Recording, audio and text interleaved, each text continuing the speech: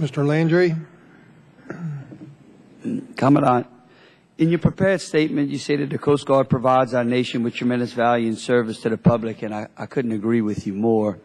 Y'all do a great job. Y'all have done a great job during the Deepwater Horizon accident and also during the hurricanes that have plagued our coast. However, according to the Coast Guard's website, there are more than 6,500 oil and gas producing wells in the Gulf of Mexico, and fishing vessels numerous enough that nearly 40% of the U.S. commercial catch is landed along the Gulf Coast.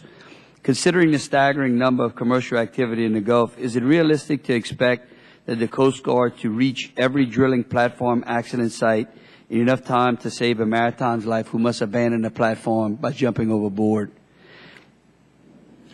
Well, it might be unreasonable, sir, if that was the only response, and I'll emphasize the word response. We do two things within the Coast Guard. We do prevention and response, and part of our process is to make sure that platforms have the proper firefighting equipment, that the crews are trained, that there are lifeboats and other facilities that take care of that. In other words, we don't want the fire to start or an explosion or whatever it might be in the first place.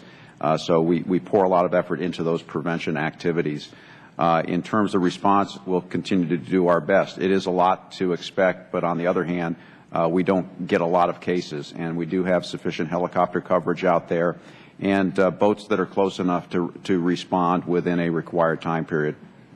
Well, and I appreciate that. I just know that there were two accidents actually in the Gulf of Mexico this year, one right after, or sometime after, a couple of months after the Deepwater Horizon accident. In both of those accidents, men had to jump overboard. I think that as probably as careful and as prudent as you can be when a man or a woman is faced with a disaster on a platform and with trying to make a decision on how to survive, they have a tendency to want to jump into the water. And I think we were lucky with the Deepwater Horizon that the Bankston Tide was there at the time. However, in the Mariner accident, those men stayed in the water for 10 hours. If that would have been in January or February when the Gulf temperatures in the mid-50s, I don't know if we'd have picked them all up alive. It's just my concern. Yes, sir. Well, it's always balancing against risk. In an unlimited resource environment, you could provide more out there, but then how many of them do you cover? How much do you keep in full-time reserve? I think we've got adequate resources.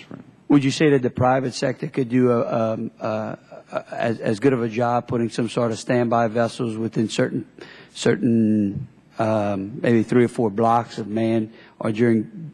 Well, it's an intriguing concept, sir, but it's going to cost somebody some money somewhere, and I don't know if you can predict where the optimal location would be. It's certainly something worth looking at. Thank you.